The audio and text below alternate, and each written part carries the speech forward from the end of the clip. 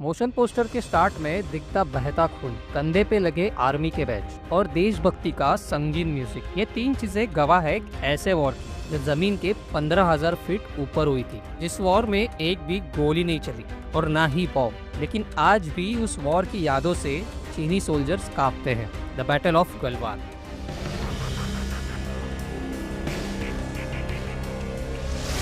इनको बहुत मारा है गलवान में। एक ऐसा साइलेंट वॉर जिसके बारे में बहुत कम लोग को पता है। एक ऐसे सोल्जर जिन्होंने इस जंग से पहले अपनी माँ को कहा था, माँ घबराओ मत, मैं देश के लिए हर वक्त लड़ता रहूंगा। तो आज की वीडियो में होगी गलवान मूवी की रियल कहानी।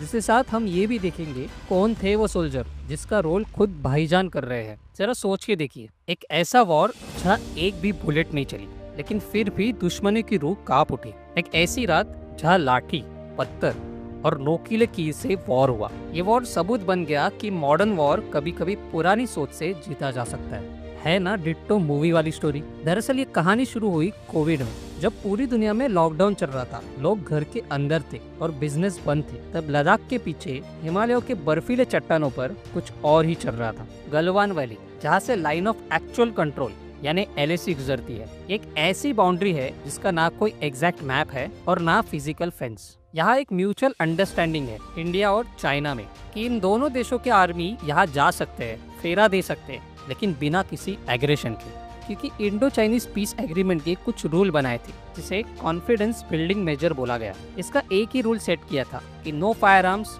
No explosive within 2 kilometre of LAC, यानी ना गन्स अलाउ थी ना बॉम्ब्स अलाउ था, तो बस पेट्रोलिंग मतलब दोनों देशों के सोल्जर्स लिमिटेड एरिया तक जाके देख सकते हैं कि सब कुछ ठीक है कि नहीं, बिना किसी फाइट के, बिना किसी हथियार के। लेकिन अप्रैल 2020 में चाइना ने उसी म्यूचुअल अंडरस्टैंडिंग का फायदा उठाया। चाइनीज ट्रूप ने शुरू की इलीगल कंस्ट्रक्शन, इंडिया के पेट्रोलिंग एरिया में tents, roads, even surveillance tower भी बनाने लगे। ये देखकर इंडिया ने पहले वर्बल अपोज किया, फिर मिलिट्री लेवल टॉक और फिर एग्रीमेंट हुआ डिसएंगेजमेंट, यानी दोनों तरफ के सोल्जर अपने ट्रूप्स को वापस बुलाएंगे ताकि ग्राउंड सिचुएशन नॉर्मल हो सके। पेट्रोलिंग पॉइंट नंबर 14, जिसे गलवान का सबसे सेंसिटिव एरिया माना जाता है, वहाँ सबसे ज्यादा टेंशन था। तो टेंशन से बचने के लिए अपॉइंट किए गए एक ऑफिसर, जिसे ग्राउंड पर जाकर वेरीफाई करना था कि चाइना ने वाकई वापस जाने का वादा निभाया या फिर एक एक्टिंग की। और वो ऑफिसर थे कॉलोनल संतोष बाबू, शांत स्वभाव के, लेकिन उनकी लीडरशिप फियरलेस थी। कॉलोनल संतोष बाबू 37 की एज में ही 16 बिहार रेजिमेंट के कमांडिंग ऑफिसर बन चुके थे। लेकिन जल्द ही ये नाम इंडिया के मिलिट्री इतिहास में सुनहरे अक्षरों में लिखा जाने वाला था। 6 जून इंडिया चाइना मिलिट्री के टॉक्स में डिसएंगेजमेंट का एग्रीमेंट हुआ, लेकिन 13 जून को इंडियन सर्वेलेंस ने कुछ और ही पाया। वहाँ पर अभी भी चाइनीज टेंट्स दिख रहे थे, यानी फिर से चाइना ने धोखा किया था और अब ये गलवान के ठंडे पत्थर एक नई आग का जन्म लेने वाले थे। उन्हें ऑर्डर दिया गया कि चाइनीज ट्रूप को वापस भेज दो। इस ऑर्डर का मान रखकर उन्होंने शांति से बातें शुरू की, लेकिन चाइना ने उनके लिए एक अलग ही ट्रैप बनाया था। गलवान की अंधेर रात 14,000 फीट ऊंचाइयों पर, वो भी चाइनीज आर्मी के साथ, भारत के वीर निहत्थे थे। और ये बात जब चाइना को पता चली तो उन्होंने हमला शुरू कर दिया, ऐसे डंडों से जिस पर नोकीले कील लगाई थी। लेकिन फिर भी हमारे जवान गिरे नहीं, वो लड़ते रहे जब तक सांस थी, जब तक लहू में तिरंगा था। कॉलोनल संतोष बाबू ने दिखा दिया कि भारत कभी झुकता नहीं। उन्होंने 18 चीनी सैनिकों को मार गिराया और वो अमर हो गया। लेकिन यहाँ कहानी खत्म नहीं हुई। शहीद होने की खबर सुनते ही बिना कुछ सोचे समझे इंडियन सोल्जर दौड़ पड़े। उन्होंने उस नोकीले डंडों का जवाब लिटरली पत्थर से दिया। इन जवानों में पहला नाम था नाइक दीपक सिंह, जिन्होंने 30 सोल्जर को अपने मेडिकेट से बचाया। गुरतेज सिंह, सर पर चोट लगने के बाद भी उन्होंने 3 सैनिकों को नीचे गिराया और अंत में खुद शहीद हुए। हल्वीदार के पलानी, फाइट करते हुए ग्लेशियर की एज से नीचे गिर पड़े, लेकिन अंत तक उन्होंने लड़ना नहीं छोड़ा।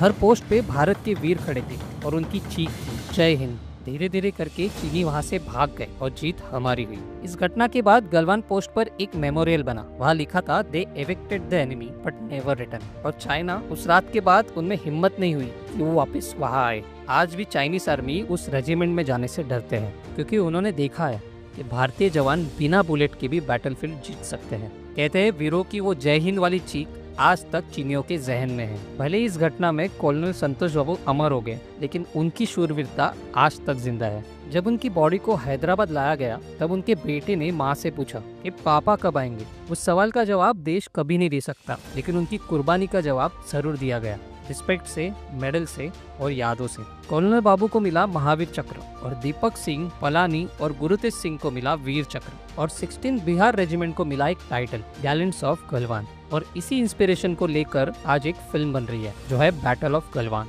जिसमें सलमान खान खुद संतोष बाबू का रोल प्ले कर रहे हैं। ये भाईजान की पहली ऑफिशियल बायोपिक होगी जिसमें वो खुद रियल लाइफ सोल्जर प्ले कर रहे हैं। इस फिल्म के डायरेक्टर है अपूर्वा लखिया, जिन्होंने शूट आउट एट लोखंडवाला बनाई थी। उन्हें एक्शन का सेंस भी है और इमोशनल रियलिज्म का भी। स्क्रिप्ट बेस्ड है एक किताब पर, इंडियाज मोस्ट फेयरलेस 3। इसमें ओरिजिनल आर्मी रिपोर्ट्स और विटनेस अकाउंट्स भी यूज किए गए हैं। इस फिल्म की शूटिंग लद्दाख के हाई एल्टीट्यूड पोस्ट पर हो रही है, जहां ऑक्सीजन कम है और टेम्परेचर -10 डिग्री।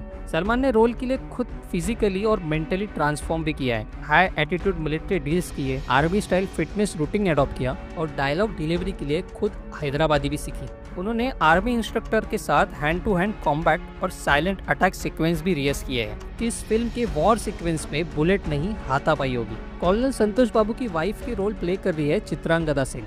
उनका ये रोल एक इमोशनल स्पिन होगा और ऑलमोस्ट बाकी के एक्टर फ्रेश लिए गए हैं ताकि इस फिल्म के लिए एक रियल एक्सपीरियंस होगा। सभी बैटल सीन नाइट विजन में शूट होंगे ताकि फिल्म का ऑथेंटिक बना रहे। इस फिल्म में एक्शन के साथ साथ एक और चीज मेन है जो है म्यूजिक, और वो दे रहे हैं the one and only Himesh Reshammiya. Recently इनका एक सॉन्ग भी रेडी है हीरो के नाम, जिसमें 100 बैकग्राउंड वॉइस आर्टिस्ट को यूज किया गया है। देखा जाए तो फिल्म का बीजीएम भी तगड़ा होगा, जो ऑलरेडी हमने मोशन पोस्टर में देखा है। कहा जा रहा है इस फिल्म का फाइनल सीक्वेंस बैकग्राउंड स्कोर पर ही होगा, जिसमें हार्ट बीट और साइलेंस का ज्यादा यूज होने वाला है। इस फिल्म को प्रोड्यूस कर रहे हैं खुद सलमान खान। अगर कास्टिंग की बात करें तो अभी तक 3 नाम ऑफिशियली हुए हैं। इसमें एक है चित्रांगदा सेन, दूसरे अभिषेक बच्चन और तीसरी तब्बू। कहा जा रहा है कि ये फिल्म इस साल की सुपर हिट फिल्म होगी। अब ऐसा क्यों, उस पर हमने एक डिटेल वीडियो ऑलरेडी बनाया है, जिसकी लिंक हम एंड क्रेडिट में दे देंगे। ये फिल्म सिर्फ एक जंग नहीं दिखाती, ये बताती है कि टीम में अगर डिसिप्लिन, ब्रेवरी और यूनिटी हो तो बिना वेपन के भी जंग जीती जा सकती है।